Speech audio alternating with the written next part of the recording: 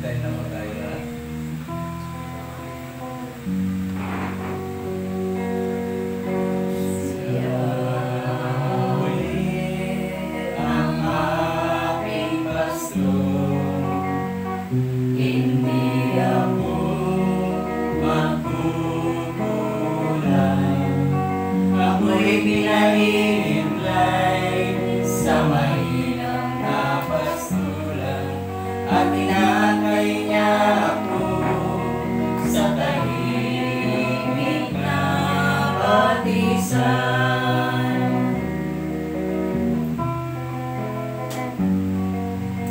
Bigyan niya ako niyang bagong kalakasan at sangayon sa pangako na kanyang binitiwan sa matuwid na landasin.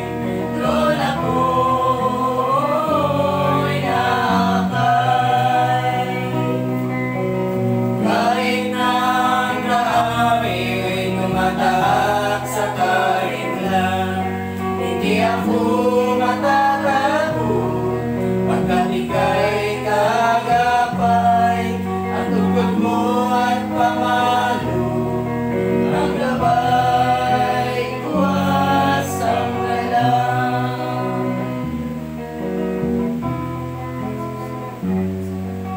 Sa harapan ng lingkod mo, ikaw ay may handang dulang. Ito'y iyong ginagawa, nakikita ng kaway. Nalulugod ka sa akin, na ulo ko ay langisa, at pati ng sarong ko ay iyong pinahapak.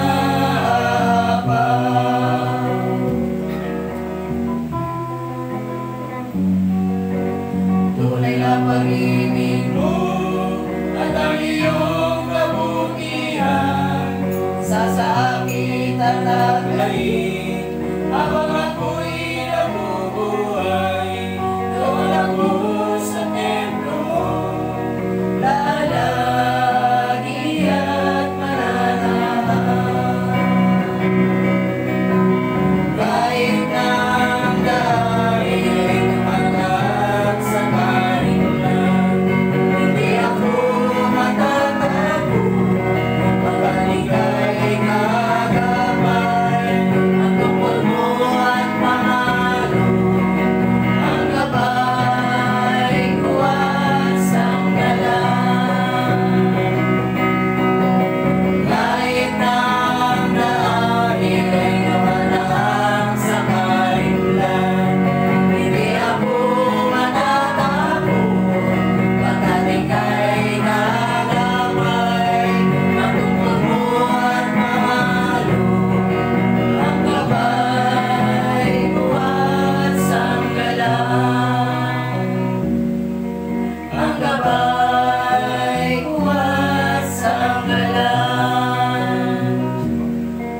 Ang gabay ko asang galang. Sa ngala ng Ama, ng Anak, ng Espiritu Santo, Amen. amang banal na makapangyarihan sa lahat, aming gawa ng langit at lupa. Panginoon, narito muli ang mga anak mo na nagpupurit na papasalamat sa iyong dakilang pangalan.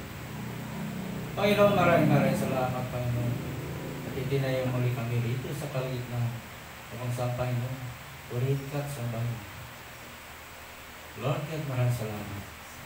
Maraming salamat, Panginoon, sa pinalahat ko ng pinagkakalumingin magbiyaya sa aming buhay.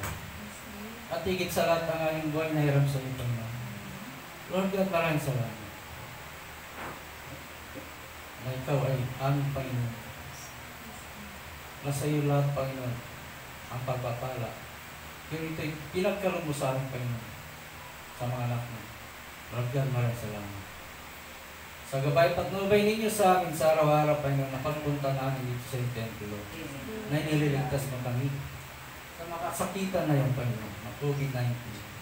Lord God, maraming salamat. Maraming salamat, Panginoon. Ganon din din lahat po ang mga nanonood dito sa live stream na ito, Panginoon. Paspasanin, Panginoon, ang lahat po mananalig na nampalatay sa inyo, Panginoon.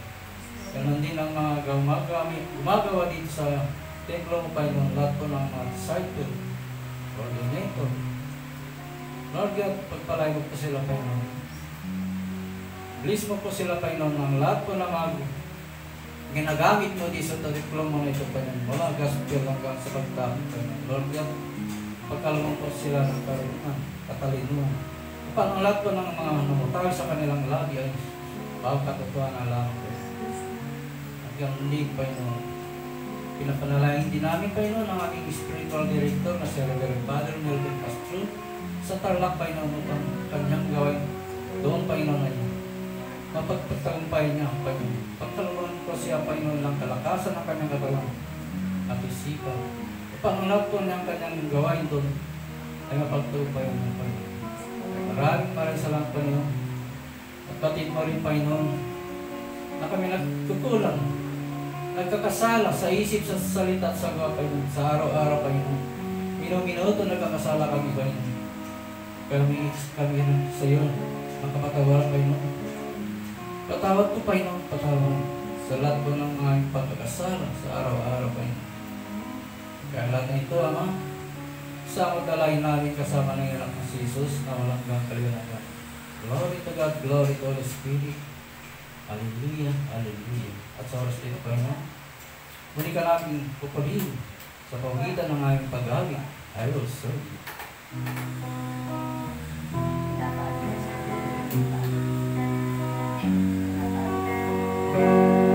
I will serve you because I love you.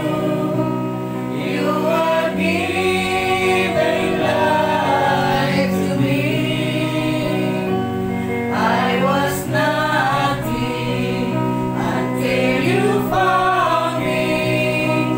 You are giving life to me. Heartache is broken people, ruined lives are why you died on Calvary. Your cross is what I long for. You are giving life to me. I will serve you because I love you. You are giving life to me. I was nothing until you found me. You are giving life to me. Heartache is broken people, ruined lives are why you died on Calvary. Your touch is what I long for.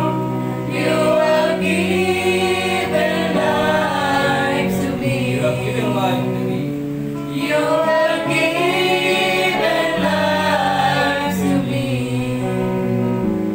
You are giving life to me.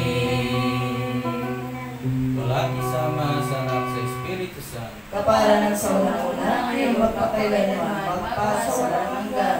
Wala isama sa anak sa Espiritu Santo. Kaparanan sa una-una, ngayon magpakailanman, magpasa walang hanggan. Sa nag-isang tinig. Wala isama sa anak sa Espiritu Santo. Kaparanan sa una-una, ngayon magpakailanman, magpasa walang hanggan. Sa ngalan ng Ama, ng Anak, ng Espiritu Santo. Amen. Ay ito, dadakot na tayo sa tingin Evangelyo. Pagpakalog natin kay Esther. Lord, masarosa.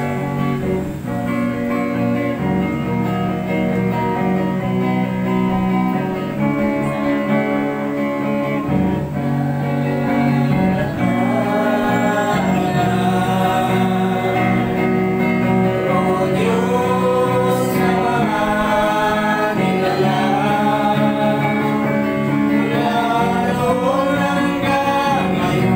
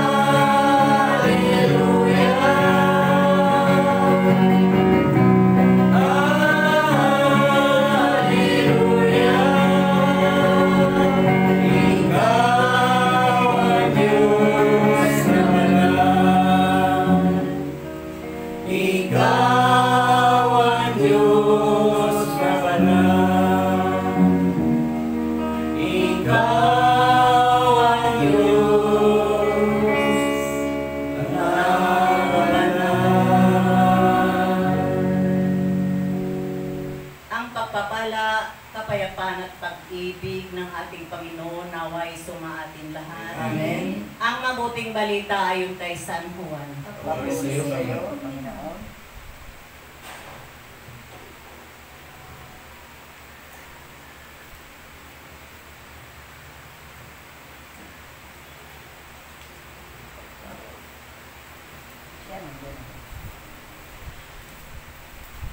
Ang pagtawag kina Felipe at Nathaniel.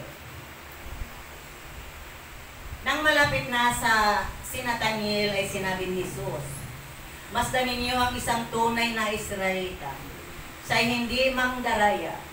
Tinanong siya ni Nathaniel, "Paano ninyo ako nakilala?" Sumagot si Jesus, "Bago ka patawagin ni Felipe, nakita na kita na ikaw ay nasa ilalim ng puno ng igos. Rabi, kayo po ang anak ng Diyos. Kayo ang hari ng Israel." Wika ni Nathaniel. Sinabi ni Jesus, "Nanampalataya ka ba dahil sa sinabi ko, sa iyong nakita kita sa ilalim ng puno ng igos? Baka kikita ka ng mga bagay na hindi kaysa rito, higit kaysa rito." At sinabi niya sa lahat, "Tandaan ninyo, makikita ninyo bukas ang langit at ang mga anghel ng Diyos ay mamanhik manaog sa kinaroroonan ng anak ng tao."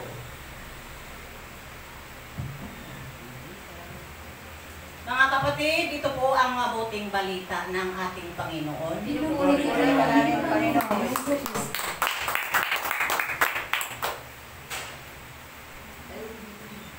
Amen po, isang mapagpalang umaga po sa ating lahat. Sa lahat ng ating mga kapatiran na patuloy nanonood sa kanilang mga tahanan, sa kanilang cellphone through live streaming po. Isang mapagpalang umaga po sa inyong lahat. Sa lahat ng mga coordinator, sa lahat ng ating mga kapatiran, at sa ating elders, coordinator si Brother Tony, sa ating spiritual director, si Reverend Father Castro Melvin po sa Tarlac po. Good morning po, Father. Sa ating pong lahat naririto, isang mapagpalang umaga po. Purihin po natin ang Panginoon. Purihin po, purihin po. Maraming pong salamat, Lord, sa pagkakataong ito, Panginoon. Nawa po, Ama, ikaw po maghari sa akin, Lord. Wala po akong karunungan. Ikaw po, Ama, nasa gitna, Lord. Nasa likuran ko sa harapan, Lord. Ikaw po, Ama, ang suma aking isip, suma sa aking puso, Panginoon. Pag-alabin mo po, Ama, ng iyong banal na pag-ibig ang aking dinda. Nawa, Lord, maipahayag po ang mabuting balita ng kaligtasan ayon sa iyong kalooban, Panginoon, sa pangalan ni Jesus. Amen po. Purihin ang Panginoon, purihin. Palakpakan natin ang Panginoon sa buhay. Ayun po, sa binasa ko sa aklat ni San Juan, ang sabi nga po, talagang sinasabi ko sa inyo, makikita ninyong nakakabukas ang langit at pamamanhik naog sa anak ng tao ang mga alagad, ang mga anghel ng Diyos. Ito po ay hindi isang matatawarang aral ang ipinahayag ni Jesus dito tungkol sa kalangitan at sa mga anghel. Hindi katang-isip lamang o kwentong pambata ang mga anghel. Mula pa sa lumang tipan, naroroon na ang pagkilos at sa pamamagitan ng mga anghel ng Diyos. Sa kapistahan ito ng tatlong arkanghel na sina Miguel, Gabriel at Rafael, hinakahaya tayong pagtingin. Paitingin pa ang pagkilala natin sa Kanya at pagtitiwala at sa pagdidibosyon sa kanila bilang tunay na kumakatawan at tagapamamagitan natin sa Diyos para sa ating mga dalangin at pangangailangan natin sa Panginoon. Amen po, mga kapatid, marami pong salamat.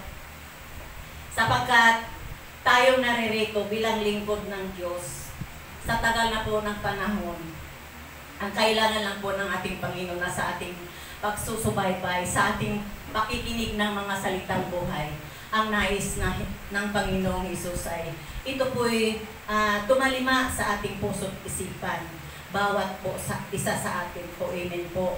Yeah. Na sa ating pagsasakripisyo, ito po yun ang nais ng Panginoon. Yung sa pagtawag natin sa iba't ibang pamamaraan, naririto tayo kung yung atin namang dinadalangin sa Panginoon ay Kanyang ipinagkaloob. Natanggap na po natin yung pagpapala, amen po ba? Ayun po, kung ano sa buhay mo ang ating Panginoong Hesukristo.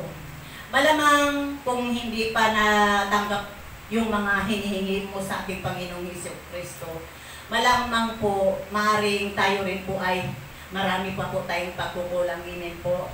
Kasi hayag at lantad naman sa ating Panginoon kung ano pong nilalaman sa ating puso. Amen po ba? Kaya po yung pagpupunta-punta natin dito sa pagdalo ng gawain ng ating Panginoong Diyos, nawa po, ito po'y talagang maging malalim po yung ugnayan natin sa Panginoon. Amen po. Kasi po, yung pagsasakripisyo natin, kung hindi po talaga bukal sa ating kalooban, huwag na lang. Kasi sayang yung oras natin, amen po ba? Amen. Purihin po ang Panginoon. Purihin po. Kaya dito po, makikita natin na sa kaarawan, sa kapistahan itong itina talaga para sa tatlong arkanghel na sina Miguel, Gabriel at Rafael po ay isipin mo ngayon kung ano na ang mga naging pagkilos at sa pamamagitan ng mga anghel sa buhay mo, lalo na sa pagtawag mo sa tatlong dakilang arkanghel na sina Miguel, Gabriel at Rafael, na dapat natin po yung mga anghel na tatlo na yan, pinakamahalaga din po sa buhay natin. Amen po. Sapagkat bawat pananalangin natin sa Santo Rosario, yan po ay nababanggit natin yan. Amen po. Kasi sila yung gumagabay sa atin eh. Sila yung mga anghel ng ating Panginoong Diyos. Amen po. Sila yung naghahatid ng mga balita. Amen po. Kaya kailangan po talaga na sa ating higit sa lahat sa ating paghahayo, nandoon po yung ipahayag natin ang mabuting balita tungkol sa paghahari ng Diyos sa mga tahanan na inaakyatan natin ng mahal na Birheng Maria. Bagamat sa luma nating buhay, wala tayong kaalaman dito, amen po ba? Sa unti-unti nating pakikinig sa mga buhay ng salita ng Diyos, dapat din po, ayun ay atin din pong unti-unti po nating matutunan. Mahirap yung sumunod sa kalooban ng Diyos. Mahirap talaga. Pero tayo naman ay nagpupumilit, nagsusumikap. Sapagkat kung hindi po tayo talaga nagpupumilit, magsusumikap, wala po talaga tayong matatanggap ng pagpapala mula sa ating Panginoong Diyos. Amen? Kaya marami pong salamat. At ito ako nagpakatotoo dahil tinawag din po ako sa kasakitan. Sa loob ng tatlong taon na nag-undergo ako sa doktor, wala pong nangyayari. Amen. Nakakalakad ako. Mahirap ina.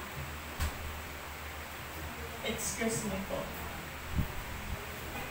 Nakakalakad lang po ako kung mayroon akong iniinom na gamot. Sa loob ng 3 taon, natagpuan ako ng Panginoong Hesus. Kaya nakasapi ako dito sa gawain ito. Nagpasakop ako sapagkat dito ko po nararamdaman yung kagalingan ng sakit ko. Sapagkat yung sakit ng tao, mayroon tayong dalawang sakit, spiritual at saka physical po. Yung kasakitan ko po, spiritual yun dahil bilang isang Katoliko, Katoliko lang. Alam natin magsimba sa araw ng linggo kung gustuhin natin. Pero kung ayaw naman natin, hindi po yun iloob ng Panginoon dahil nanduduod yung bad spirit na nag-aabang sa atin pala. Kaya purihin ang Panginoon, mayroon tayong community ganito na samahan. Nawa po, lahat tayo magkakaisa. Lahat tayo. Huwag na natin balikan kung paano tayo binago. Huwag na natin balikan yung mga masasama nating karanasan sa buhay. Lahat natin mga kasalanan.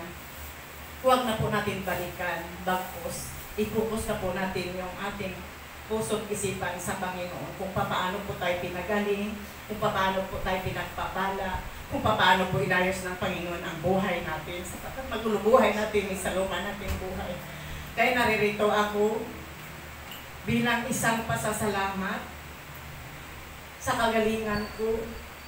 Inayos niyo yung problema ng anak ko. Kaya yung pasasalamat ko sa pag-aatin-atin na bawat gawain ng Panginoon. Lahat naman tayo ginamit ng Panginoon. Tayo yung instrumento ng Panginoon. Kung paano natin ipakilala si Jesus sa higit sa lahat sa ating paghahayo. Marami pa kung ano yung problema natin na nararanasan. Marami pa na mas higit pang mga problema ng mga pamilya sa bawat tahanan ng inaakyatan na pinagmamamirit. Nakakalungkot nga po pala, mayroon lang isi-share sa inyo, kaunti lang.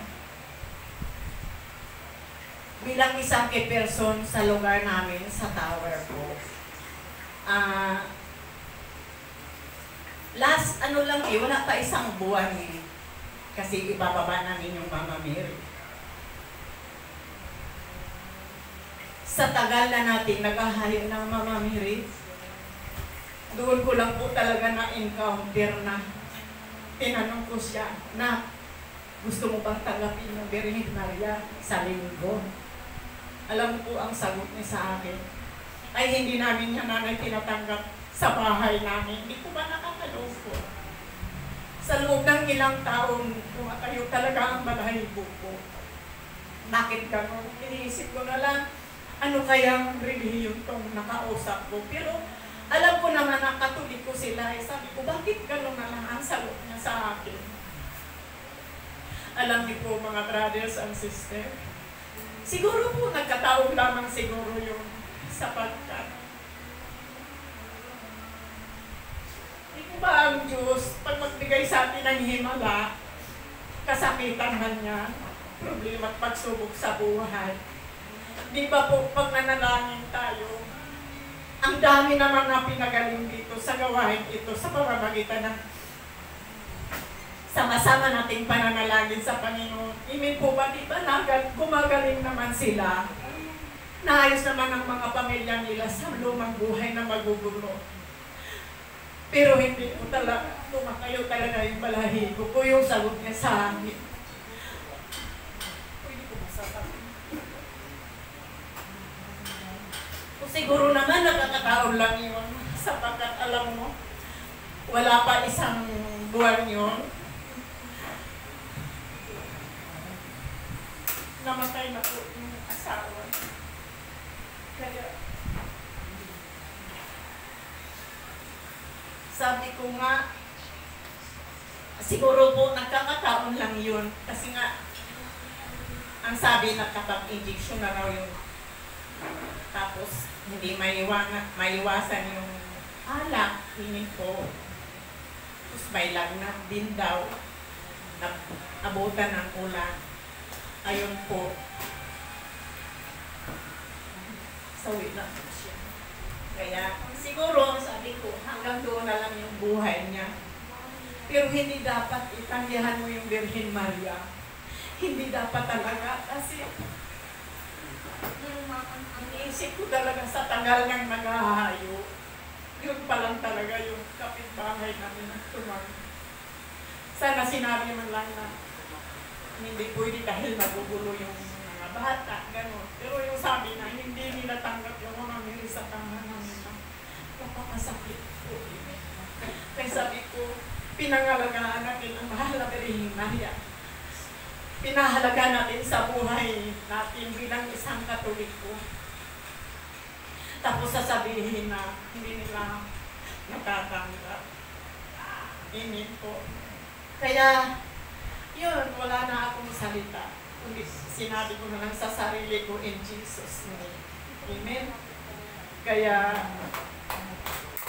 hanggang dito na lang, pasensya na po kasi talagang mahirap bilang isang person na makakarinig ka ng gano'n na ang salita nila hindi talaga yung kalubog-lubog sa ating Panginoon Diyos. Kasi ang Mama Mary ay siyang mahal natin.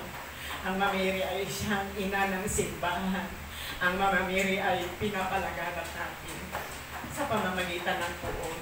Pinapalaganap natin ang mabuting balita ng kaligtasan. Amen po ba? Para sa kaayusan, para sa katahimikan, hindi po sa kaguluhan. Amen? Yun lang po. Luwalhati sama sa Anak at sa Espiritu Santo. Para sa kabuhayan, Sa ngalan ng Ama, ng Anak at ng Diyos Espiritu Santo, patuloy po tayong nakatayo at ngayon naman po sa magnininsahe ng topic sa araw na ito, tawagin natin sa pag-ibig ng Diyos, Brother Tony Daples.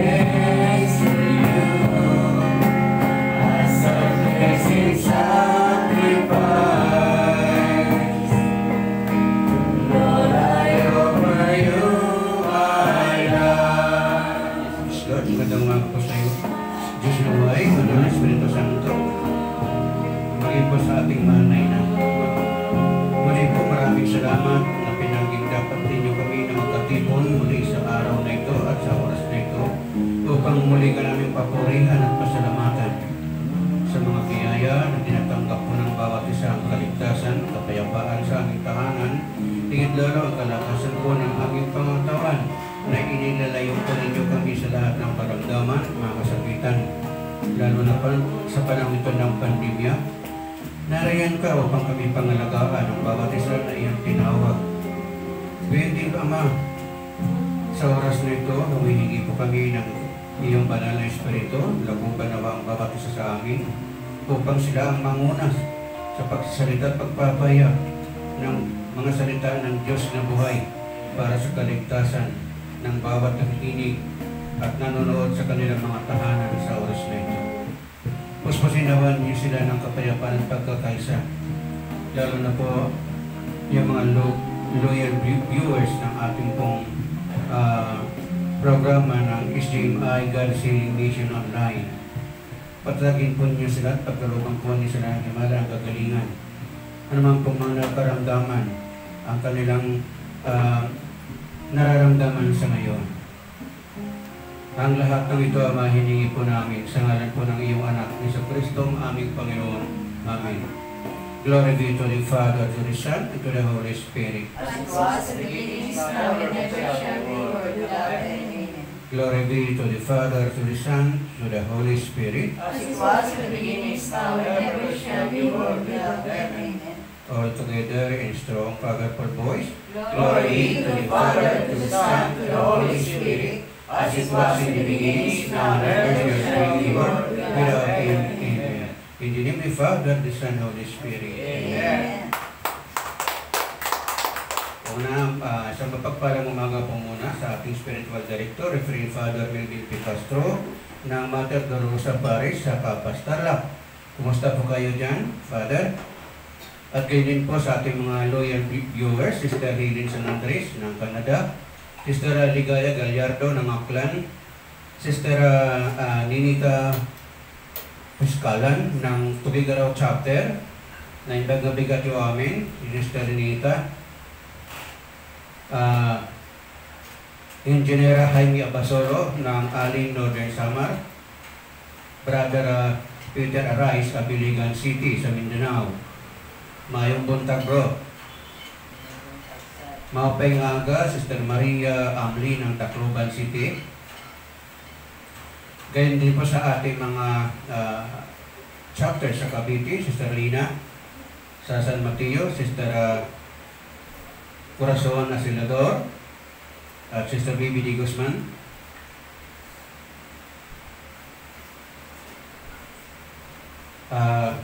Venus Diaz, mi hermano y hermanas. Ang ating pong gospel na umaga, ito po ay tumutukoy doon sa tatlong arkanghel na pinagdiriwang ng ating liturgical calendar sa Catholic Church. So ayon sa Biblia, ang Diyos ay lumikha ng mga bagay sa lupa, sa langit,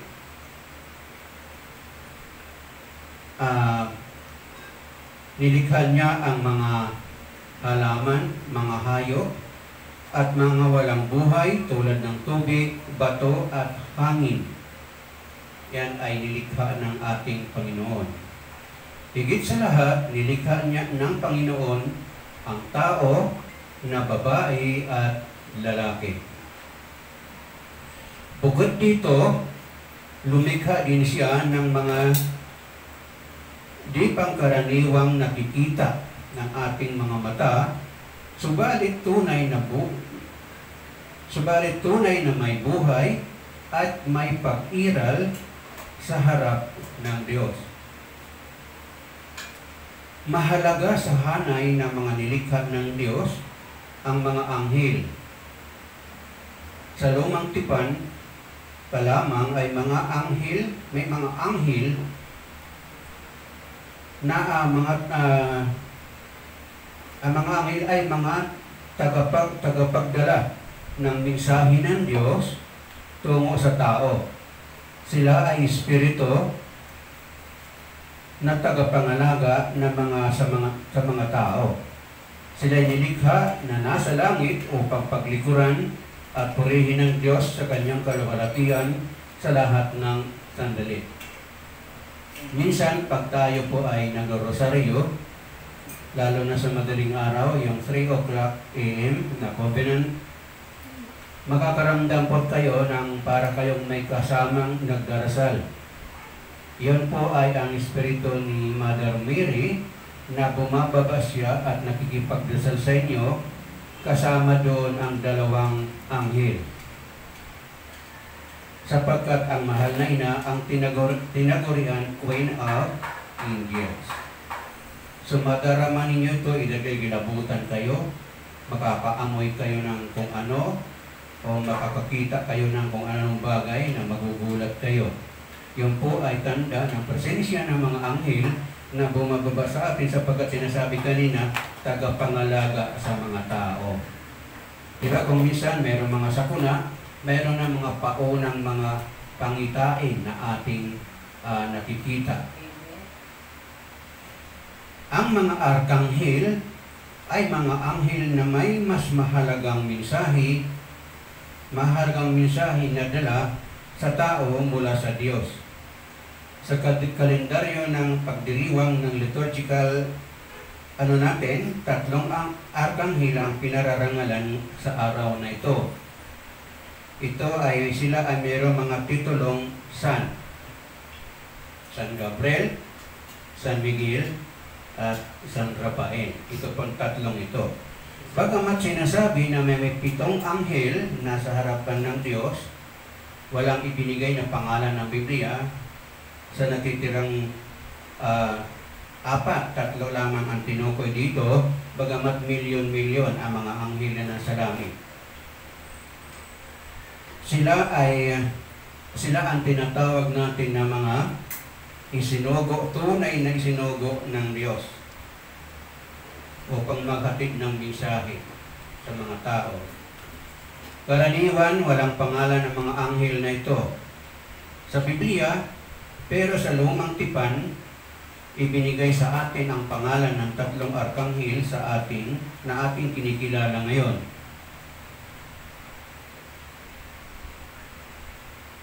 Si San Rafael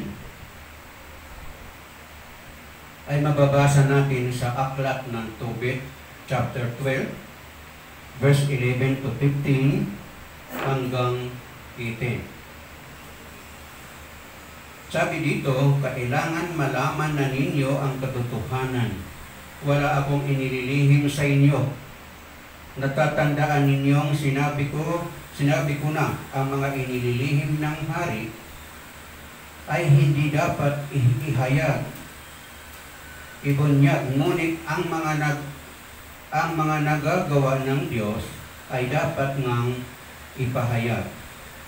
Sa talata 12, sabi na dito, ngayon ko sasabihin sa inyo na nung manalangin ka Tobit at ang manugang mong si Sara sa Panginoon, ako ang nagharap ng dalangin ninyo sa Diyos. Gayon din ang ginagawa ko tuwing may ililibing ka. Sa talata 13, sabi niya, alam kong kahit ka kumakain, ay iniiwan mo ang hapag para lamang maglibing ng patay. Sa 14, bumaba ako rito para subukin ka. Ako rin ang isinugo sa Diyos para pagalingin ka at ang iyong manugang na si Sara. Ako si Rafael, isa sa 7 anghel na humaharap sa Diyos para maglingkod sa Kanya. Ang salita ng Diyos. Salamat sa Diyos. So dito po natin nababasa, napapatunayan na sadyang merong mga mensahero ang ating Panginoong Diyos. Dahil sa binasa natin sa aklat ni Propeta Tobit, malinaw na kanyang pinapahayag dito na pag tayo pa rin nananalangin o kung ano man ang ating ginagawa sa oras ng ating pagdarasal, sila pala ang naghaharap ng mensahe ng ating dalangin sa harap ng ating Panginoong Diyos. Dito malino na sinabi niya, nung manalangin ka at ng manugang mo na si Sara. Paano ngayon kung hindi ka nananalangin? Ano mangyayari sa tao? Paano ngayon pag humingi ka? Anong ibibigay sa'yo? Paano pag kumatok ka? Sino magbubukas sa'yo? Paano pag humanap ka? Anong matatagpuan mo? So dito, minsan, hindi natin mayaalis. Sadyang may mga taong tamad manalangin. So dito ngayon sa sinasabi ng anghel ng talatang ito na ating natunghayan na napakinggan, malinaw na mayroong anghel na sila ang naghaharap sa Diyos kung ano ang ating mga idinadalangin. Amen? Ito pala ang tungkulin ni San Rafael. Kaya nung nagtatrabaho ko sa Bulacan noong 1994, lagi kong dinadaanan dalawang bayan doon, San Rafael at saka San Miguel. At ang lugar na pinagtatrabahoan ko naman ay San Ildefonso. Puro mga banal, puro mga santong lugar na yon. So sa ngayon, kung ating pong susuriin mabuti, sinasabi niya dito na mayroon pang 7 anghel nasa harapan ng Diyos. Ngunit, 3 lamang ang ipinangalan. So malinaw dito na hindi natin alam kung ano ang pangalan nung natitira. So bawal din siguro tayong manghula kung ano mga pangalan nila dahil hindi nakatala sa banal na kasulatan. Sa talata 18, sabi niya dito, at huwag ninyo akong intindihin, hindi ninyo dapat kailanman kilalaning utang na loob ito sa akin. Sinusunod ko lamang ang kalooban ng Diyos. Patuloy kayong magpasalamat sa Kanya at umawit na mga papuri habang kayo'y nabubuhay. Ang salita ng Diyos. So, ang mga pagpapahiwatig sa atin, pagpaparamdam pala ng mga anghel na ito, na sila nagbibigay sa atin ng mensahe kung ano ang kalooban ng Diyos, hindi sinasabi niya dito na hindi dapat ninyo tanawin na utang na loob. Ang mga bagay na ito, kung hindi ang kanyang sinasabi, pag tayo nakakatanggap ng mga mensahe ng ating Panginoong Diyos, ay hindi natin dapat itatanawin ng utang na loob pagkos tayo ay magpasalamat at umawit tayo ng papuri habang tayo ay nabubuhay. Ang salita ng Diyos. Salamat sa Diyos. Dito makikita po natin na dito isinugo siya ng Diyos upang pagalingin si Tobit at ang kanyang manugang na si Sarah. Ngunit, kung ating mapapansin sa ngayon, may mga tao nagsasabi, nakausap kong anghel. Pumunta kanina sa kwarto ko, natutulog ako madaling araw. Nagtungo siya doon, kumatok siya, at ako'y kinausap. Kaya kung minsan, ano ba ang dapat natin tingnan sa mga tao nagsasalita ng tulad nito? Dapat makita natin sa kanya ang inuutos ni San Rafael na sabi niya, ang mga taong nakakatanggap ng mensahe ng Diyos sa pamamagitan ng anghel ay dapat kayong magpasalamat at magpuri habang tayo ay nabubuhay. Ano bang napapansin ninyo minsan sa iba na nakakaramdam puno? Nagiging arrogante sapagkat nakita kong anghel, nagpakita sa akin.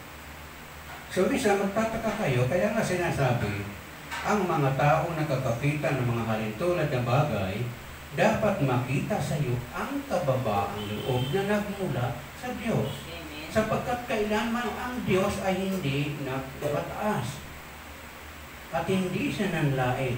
E paano kung nagsasalita ka ng taliwas sa binabanggit ng ating mga anghel? Maniniwala pa ba kayo doon na yun ay mensahe ng anghel ang kanyang tinanggap o mensahe ng kanyang sariling panaginip? So dito po tayo nalulungkot.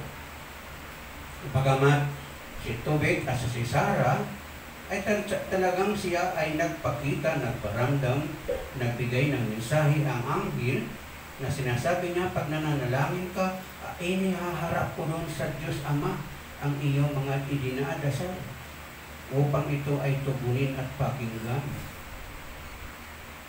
Kaso minsan, sa atin ngayon, iba na ang lumalabas sa kanilang bibig pag mayroong naramdaman ng ganito.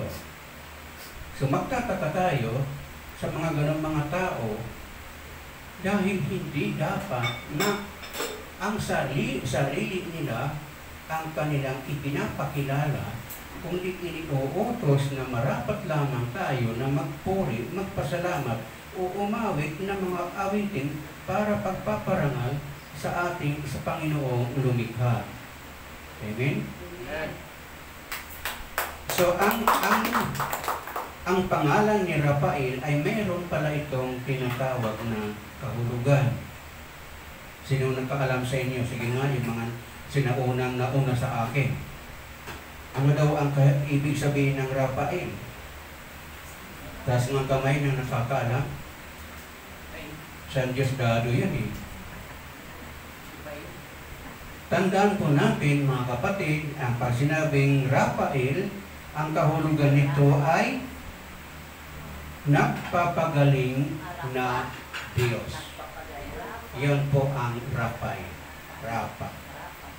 See? Yung pong ibig sabihin, pag napakinggan ninyo yun, pangalan na yun, kaakibat sa kanya doon yung katawagan na nagpapagaling na Diyos. Amen. So, ang ating pagtalakay sa anghel ngayon pala, meron tayo natuklasan na isang bagay. Siya palang nagpapagaling na Diyos. Ang pangalawa naman ay si San Miguel. Siya ay pinapakilala sa atin sa aklat ni Propeta Daniel sa Daniel chapter 10, verse 13, 21, chapter 12, verse 1. Ito ang sinasabi. Dito siya ang dakilang patron ng tagapagtanggol ng bayang Israel. Ang kahulugan ng kanyang pangalan ay kamukha ng Diyos. Tingnan niyo yung katabi kung kamukha nino yan. Baka kamukha ni Chichay, tsaka ni Pugo. Ang San Miguel, ibig sabihin pala noon, ang kanyang pangalan, kamukha ng Diyos.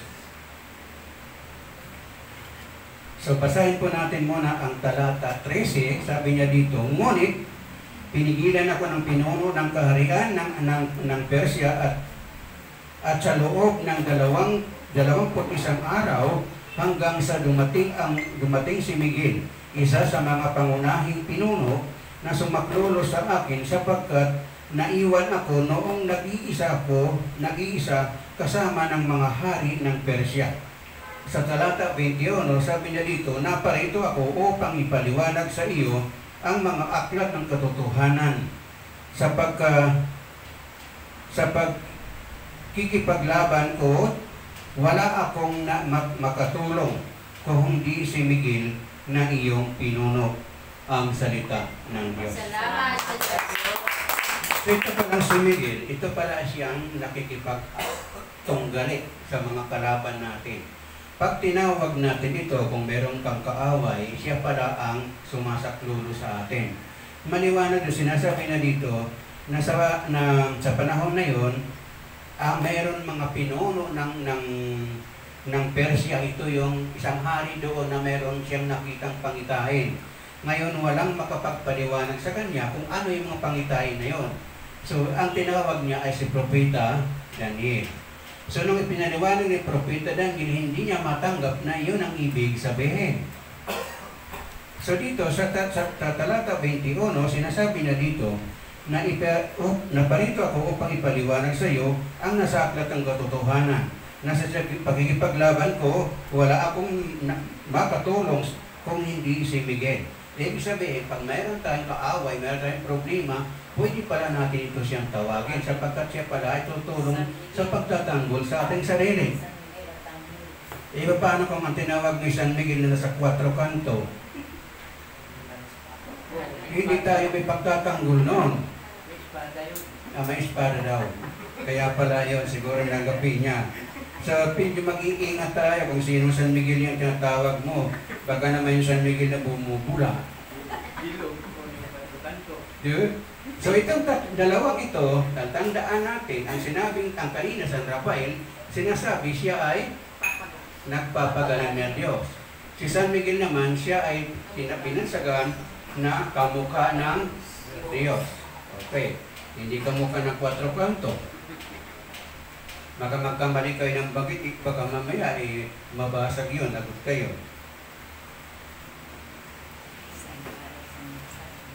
Mukhang lumampas na ako.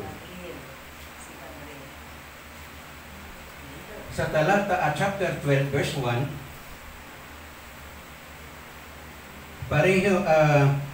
parehong yun, darating ang dakilang anghel na si Miguel, ang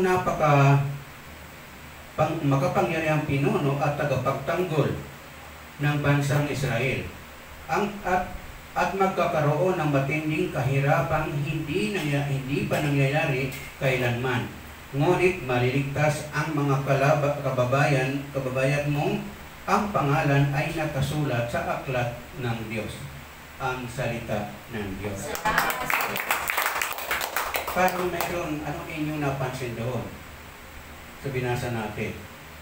Sa kanina sabi niya, naparito ako upang ipaliwanag sa iyo na nasa aklat ng katotohanan na pakikipaglaban ko, wala akong makatulong kung hindi si Miguel na iyong pinuno. So sa talat Daniel chapter 12 verse 1, sabi naman niya dito, sa panahong iyon, darating ang anak ng ang dakilang anghel na si Miguel, ang makapangyarihang pinuno at tagapagtanggol ng kanyang tagapagtanggol ng bayang Israel. At magkakaroon ng matinding kahirapan hindi pa nangyayari kailanman. Ngunit maliligtas ang mga kababayan mong ang pangalan ay nakasulat sa aklat ng Diyos. Ang salita ng Diyos. Paano ngayon yun kung ang pangalan mo hindi nakasulat, nakatala sa aklat ng Diyos? Hindi tayo maliligtas. Ito malinaw, sinasabi niya, maliligtas ang mga kababayan mong nakasulat ang kanilang pangalan sa aklat ng Diyos. Paano tayo maisasama yung ating pangalan sa aklat ng Diyos? Tatawag pa kayo sa cellphone? Pwede pakitala ninyo dyan. Halimbawa, punta ka sa doktor o magpapareserve ka na ng numero para ikaw ay number 1 ka, number 2 ka doon. Paano magagawin natin? Ang requirement dito para makitala tayo doon, una, pag tayo bininyagan, naroon na kaagad yan. At pangalawa ay ang patuloy na pagsunod sa kalooban ng Diyos, hindi ang paglabag. Sapagkat pag lumalabag ka, talagang hindi ka maitatala doon. Maitala ka man, maaari pang mabura yun. Dahil sa kasalanan iyong patuloy na ginagawa, dahil hindi ka matuturing na anak ka ng Diyos, kundi anak ka ng demonyo. Amen? Amen. So, ingatan natin dahil mismo, kung sa inyong pag-iisa, higit lalo sa iyong paglalakbay, mayroon kayong maririnig na tinig, bagamat hindi ninyo nakikita, malinaw na sinasabi dito sa ating tinatalakay ngayon, sila ang mga tagapagdala ng mensahe ng Diyos. Huwag nating paliwalaan. Halimbawa, makikipag-date ka sa yung number 2 o number 3.5 mamaya, may bumulong sa'yo habang nasasakyan ka na, Brad, huwag ka nang pumunta doon. Mahuhuli kayo ng Mr. Noon. Bumalik ka na lang. Huwag ka na magpatuloy mapunta roon. Baka mamaya, malaman na lang na ng kasamahan mo, nakita ka sa TV, nasa presinto ka na ng pulis. So, huwag natin baliwalain yung mensahe na binubulong sa atin. Dahil ito'y nangyayari. Minsan, ako man mismo, nararamdaman ko ito, nakabihis na ako. May pupuntahan na lugar. Ready na rin. Lahat na, okay na. Bigla akong may naramdaman, kinabahan, parang may narinig na kung anong bagay na hindi pangkaraniwan, umaatras na akong sumama. Magalit man yung mga kasamahan ko, ako'y hindi natutuloy. Ito ang kadahilanan ko. Minsan, magbabago ang isip ko bigla dahil meron akong narinig. Gayon din naman siguro kayo. Dahil kung pinapatnubayan dasat, ang anghel ang taga-pagngalaga sa tao. So kung, di ba sinasabi ng matatanda ng araw, patnubayang kanawa ng anghel mong tagapangalaga. Di ba sinasabi, malimit natin itong marinig sa mga matatanda. So totoo pala naman na dito mismo sa Biblia, sinasabi ang katotohanan tungkol sa mga bagay nito. Hindi naman pala ito kathang isip lamang. Amen? Sapagkat si San Miguel daw ay kamukha ng Diyos. At si San Rafael ay nagpapagaling na Diyos. Siya pala ang anghel ng mayroon mga sakit. Kaya pala yung mga doktor, yung kanilang simbolo, ang kanilang santo doon, si San Rafael. Amen?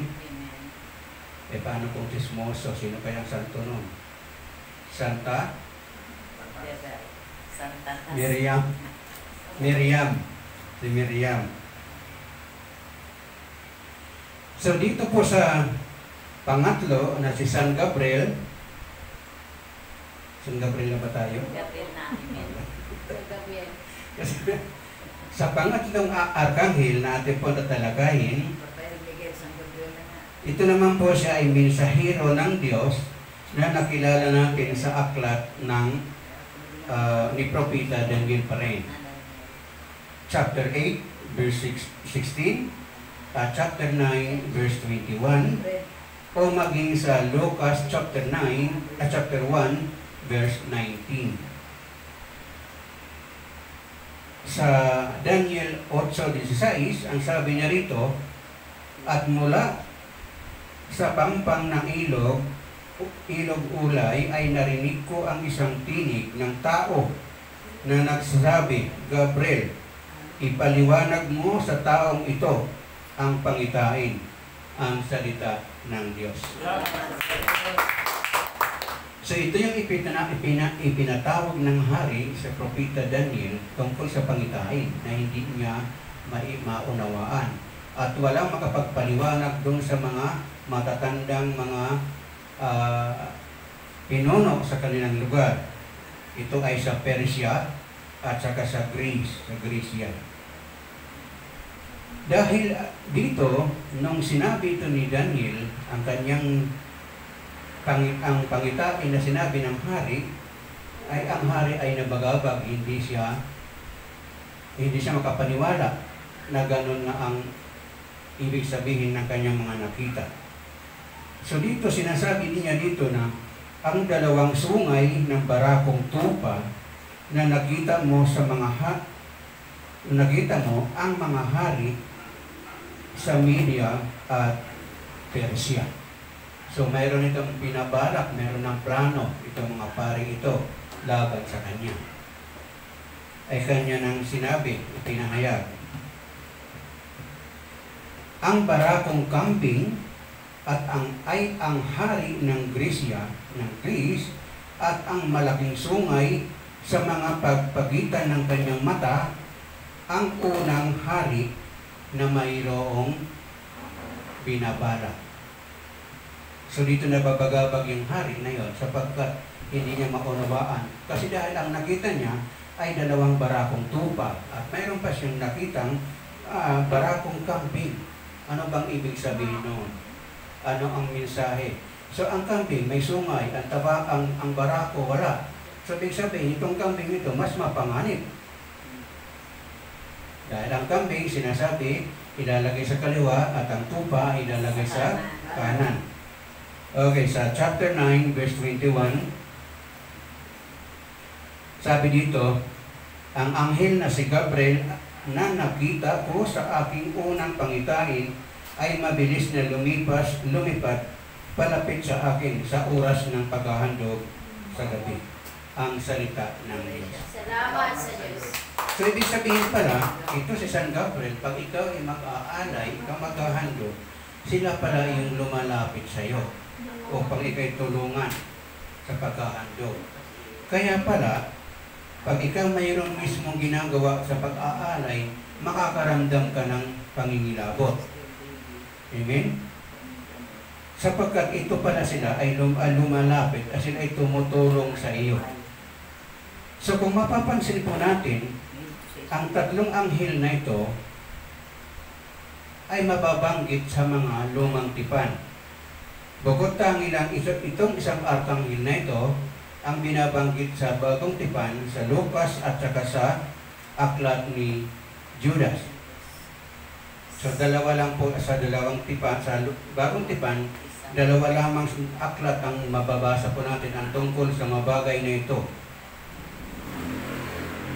Kaya sinasabi, sa Lucas chapter 1 verse 19 to 20, sabi niya dito, sumagot ang anghel, ako si Gabriel na naglilingkod sa Diyos. Isinugo niya ako upang dalhin sa iyo ang magandang balitang ito. Sa talata 20, sabi niya dito, ngunit dahil sa hindi ka naniniwala sa mga sinasabi kong matutupad pagdating ng takdang panahon, ikaw ay magiging pipi. Hindi ka makakapagsalita hanggang sa araw na maganap ang mga ito, ang salita ng Diyos. Salamat. Sino ngayon ang kausap dito ni San Gabriel? Arkanghel. Wala, di nila natandaan.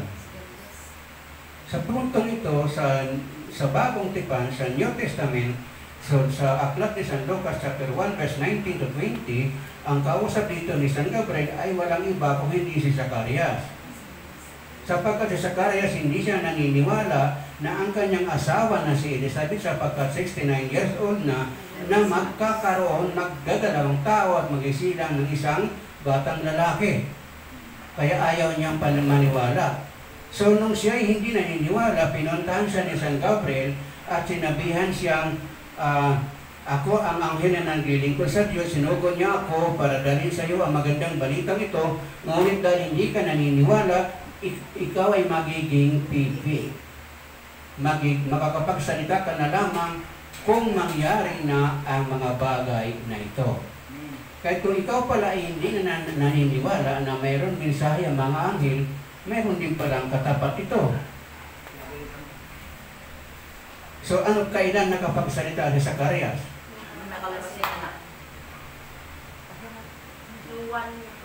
Nang?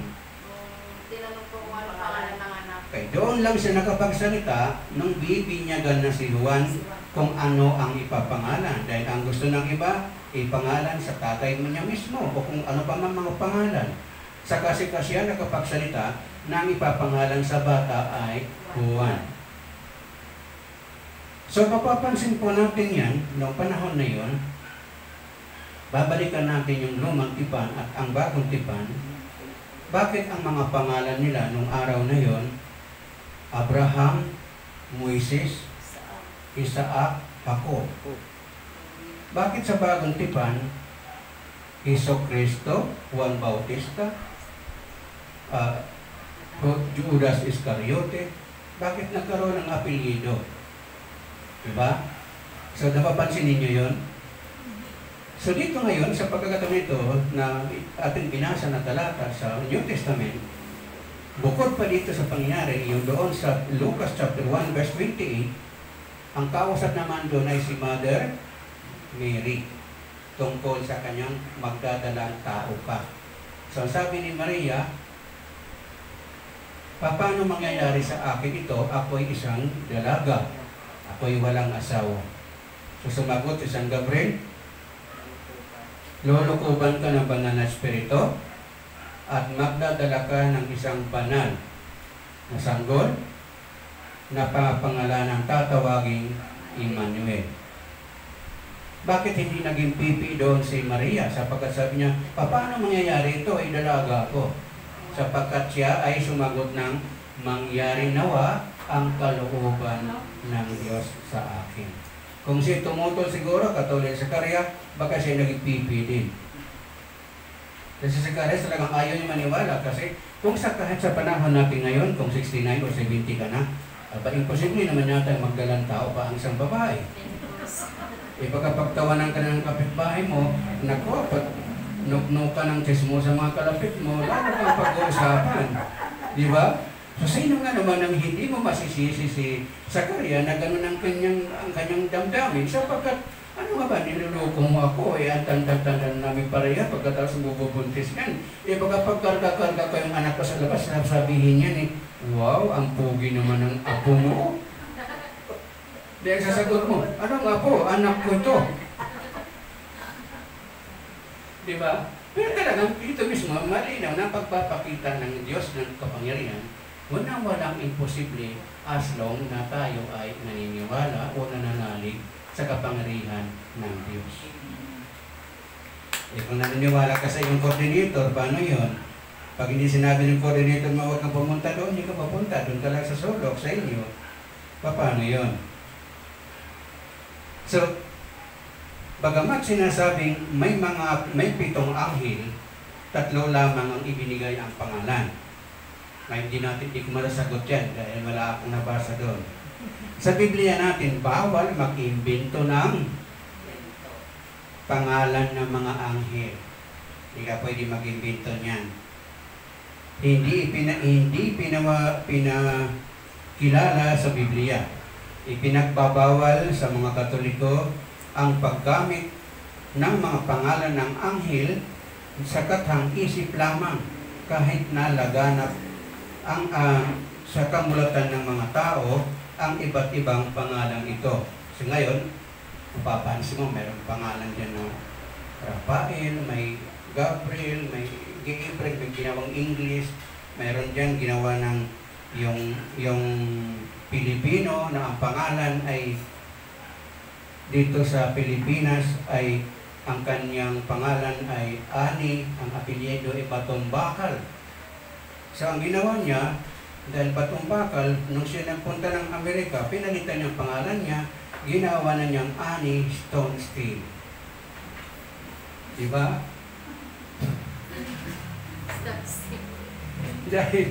dahil ini-adapt niya doon sa pagiging English, hindi na Tagalog, hindi na Pilipino. So ito mga bagay nito, ipinagbabawal po yan na paggabat ng pangalan ng mga sakathang isip.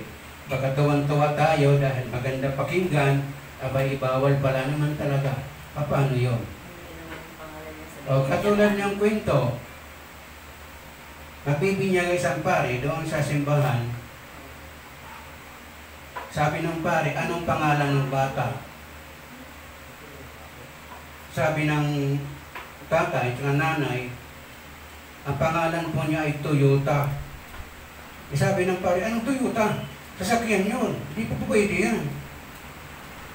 Sumagot naman yung mag-asawa, sabi niya Padre, bakit yung panganay ko, ang dito ikaw rin na ng binyag, ang pangalan po niya ay Mercedes.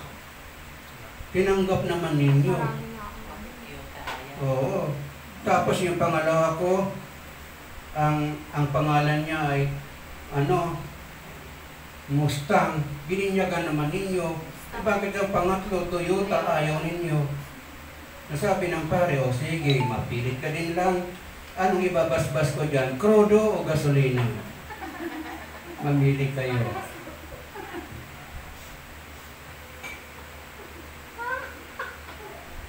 Joke lang po. Kasi nga, nandun tayo sa pinagbabawal ang paggamit ng pangalan ng mga anghel ng kathang isip. Baka kung tayo, natutuwa tayo dahil maganda pakinggan. Yung pala, tanungin ka ng pare, anong papasbas natin dito?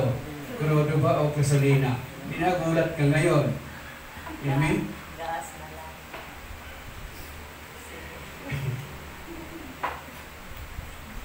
Ang pangangaral sa 3 arkanghel ay papuri at pasasalamat sa Diyos na lumikha na sa kanila ay nagsugo sa kanila upang mabatid natin ang kalooban ng Diyos. Yun ang ating napapakinggan doon. Kaya kung magtitingnan po natin sa Pahayag chapter 5 verse 11, sabi dito, tumingin akong muli at narinig ko ang tinig ng mga milyon-milyon at libo-libong mga anghel. Sila'y nakapaligid sa trono, sa 4 na buhay na nililang at sa mga pinuno. Umaawit sila ng malakas. Ang korderong pinatay ay